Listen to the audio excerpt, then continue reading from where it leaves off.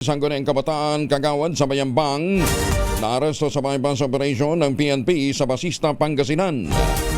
Detalye na balita mula kay Freddy Fajardo, RS38. Masantos siya kabasan ni Chikamin sa ating mga kababayan dyan sa Pangasinan, Freddy. Masantos siya kabusan, Kuyang Angel.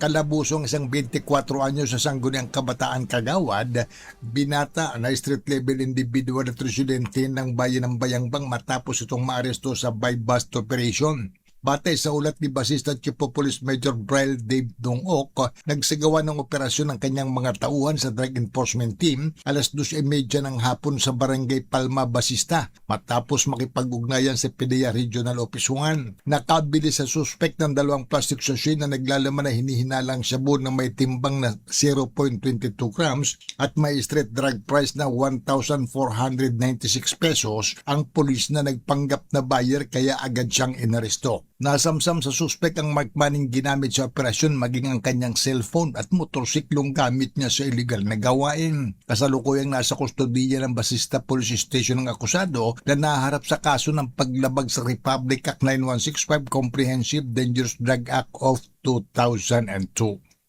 Mula sa Action Radio Pangasinan, ito si Freddy Fajardo, RS38 Taguulat para sa DCR Itsura sa Pilipinas, una sa Pilipinas.